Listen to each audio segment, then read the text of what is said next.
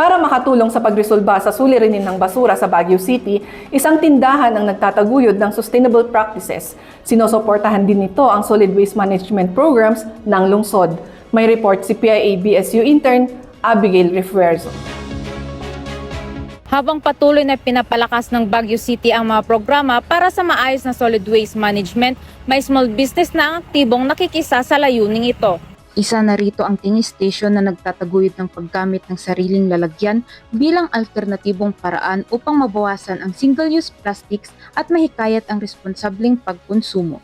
Ayon kay Elkie Cadangon, ito ay ipinatayo nilang magkakapatid noong January 2022. Anya, ang zero waste practices ay nakuha nila mula sa kanilang ina. So we started it with my siblings then. So it's really, we're really trying to give a solution dun sa plastic pollution. Ayon sa kanya, hindi naging madali ang pagsisimula ng negosyo dahil sa nakasanayan ng mga tao. Kaya layunin nila muling ipakilala ang paggamit ng reusable containers. I wanted just to contribute to show a practical solution to this growing problem.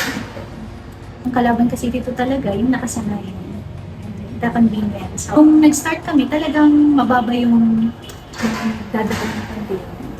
We had to provide. So, eventually, nagkaroon nga ng shift.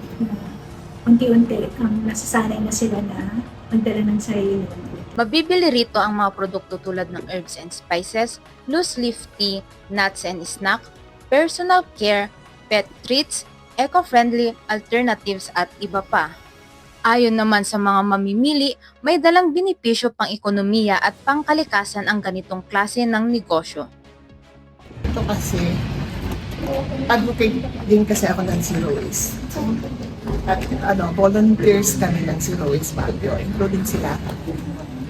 Magkaroon ng tingi station ang karamihan ng mga businesses or tingi ang pagbenta pero hindi yung nakapack or nakapackage.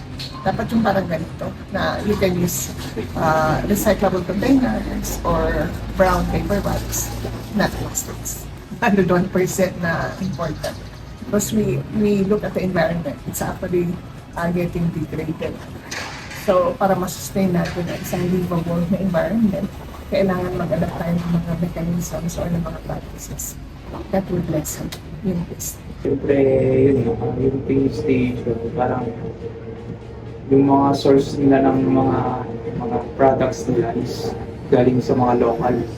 Kagaya ng mga nakikita ko sa social media, yun, yung supported sila ng government. Tapos sumasali sila sa mga environmental projects yun. Sa ganitong mga inisyatibo, makikita kung paano magiging katuwang ng komunidad ang mga small businesses sa pagsusulong ng waste reduction at environmental sustainability. Isang patunay na ang sustainable development ay hindi lamang nakapaloob sa mga pulisiya, kundi sa araw-araw na gawain ng komunidad. Ito si PIA-BSU intern Abigail Refuerzo para sa PIA News Cordillera.